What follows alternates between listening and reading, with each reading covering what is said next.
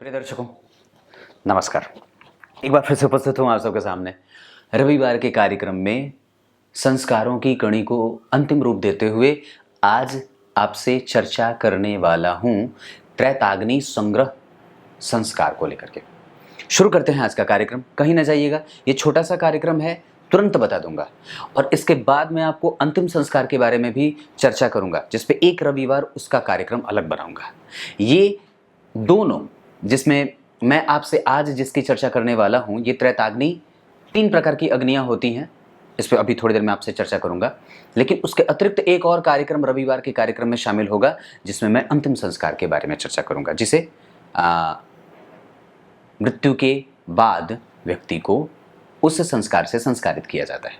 शुरू करते हैं आज का कार्यक्रम। कहीं नहीं जाना है, बिल्कुल बन के रहिएगा। इतने दिन तक अनुपस्थित था, पर अब लगातार उपस्थित रहूंगा। मुझे कुछ समस्या आ गई थी स्वास्थ्य को लेकर के, इस वजह से गया था, पर वो हर महीने होता है, उसको आपको ध्यान में नहीं रखना है। शुरू करते हैं आज का कार्यक्रम।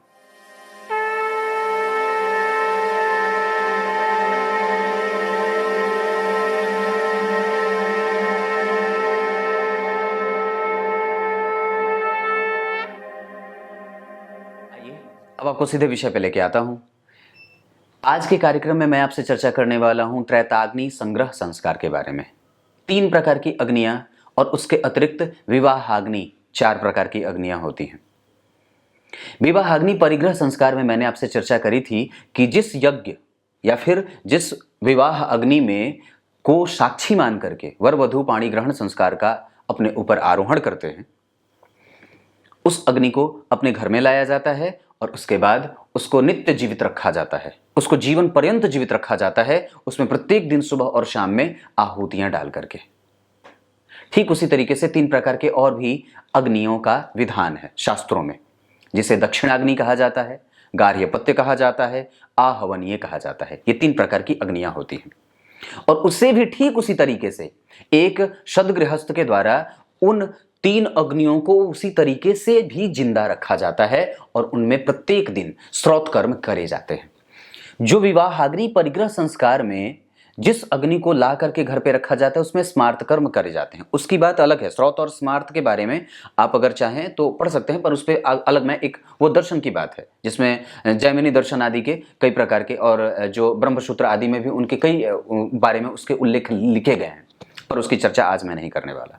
मैं आपको सिर्फ इतनी बात बता रहा हूं कि त्रैताग्नि संग्रह संस्कार में 3 प्रकार की, और इसमें विशिष्टतया आप इतनी सा बात समझ लो, इतनी बात कि उस विवाहाग्नि के अतिरिक्त, विवाह की अग्नि के अतिरिक्त एक विशेष प्रकार के 3 और अग्नियों का विधान है, जिसको व्यक्ति को प्रत्येक दिन कर्म और उपासना के जो 18,000 मंत्र हैं, कर्म और उपासना कांड के 18,000 मंत्र के माध्यम से उसको उस अग्नि को जिंदा रखा जाता है और जलाया जाता है।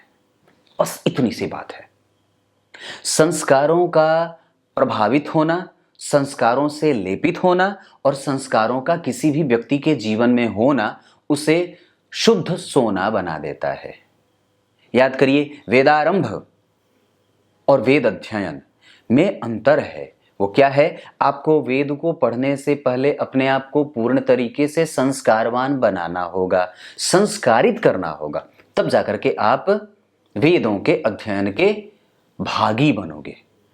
ठीक उसी तरीके से विवाहाग्नि संग्रह, विवाहाग्नि जो परिग्रह संस्कार था, उसके बाद ये अंतिम संस्कार है। हालांकि मैं इसके बाद आपको एक और कार्यक्रम में आपसे अंतिम संस्कार, जिसे अंत्येष्टि संस्कार कहा जाता है, उसके बारे में विस्तार से चर्चा करूंगा। वो सामान्यतया एक ऐसा कार्यक्रम होगा जिसमें मैं ग्रंथ पढ़ूंगा और आप लोग सुनोगे। वो ऐसे होगा। तो मैंने क्या बताई कि ये 3 प्रकार की और अग्नियां हैं, और इस संस्कार को भी उतना ही महत्वपूर्ण बताया गया है जितना अंत्येष्टि संस्कार को। प्रायः जितने भी आप ऋग्वेद परिशिष्ट पढ़ो या फिर अथर्व परिशिष्ट पढ़ो, उसके बाद आप ब्रह्मसूत्र पढ़ो, या फिर आप उपनिषद के जितने भी ऐसे विज्ञान हैं, अगर आप उसको पढ़ लोगे तो उन सभी में इन कर्मों का विधान बड़े अच्छे तरीके से बताया गया है। मीमांसा दर्शन में ये दर्शन की बात है, जिसके लिए अलग से मैं आपके सामने उपस्थित होऊंगा कभी। फिलहाल उसकी चर्चा यहां नहीं कर सकते। पर त्रैताग्नि मतलब 3 प्रकार की और अग्नि, जो निस्संदेह प्रत्येक व्यक्ति को, जो कर्म कर रहे हैं, जो हम लोगों के जैसे सामान्य जो पुरुष हैं, वो ये काम करते हैं, उन्हें ये काम करना ही चाहिए, और उस अग्नि को जिंदा रखा जाता है जीवन पर्यंत। मैंने क्या बात कही? कर्म और उपासना के 18,000 मंत्र हैं। उस मंत्रों के द्वारा उसमें आहुतियां डाली जाती हैं प्रत्येक दिन। बस यही बात है। ये संस्कार भी उतना ही आवश्यक है जितने कि बाकी के अन्य। पीछे मैंने ये 16वां संस्कार है, पर इसके अतिरिक्त एक संस्कार और बताऊंगा जिसे अंत्येष्टि संस्कार कहा जाता है। आप फिलहाल इसमें इतनी सी बात समझ लो। इसमें 3 प्रकार की अग्नियों का ही विशेषतया निरूपण किया गया है। और ये संस्कार, जैसे मैंने क्या बात कही, वेदारंभ और वेदाध्ययन, ठीक उसी तरीके से विवाहाग्नि और विवाह अग्नि के बाद त्रैताग्नि संग्रह, मतलब उसका संग्रहण करना, और वेद के मंत्रों के द्वारा उस अग्नि को जिंदा जला करके रखना। उस अग्नि में प्रत्येक दिन आहुतियां डाली जाती हैं, आहवनीय। कुछ इसी तरीके से आज के कार्यक्रम का समापन करते हैं। तब तक के लिए इजाजत दीजिए। कल एक बार फिर से उपस्थित होंगे आप सबके सामने। तब तक के लिए बहुत बहुत नमस्कार।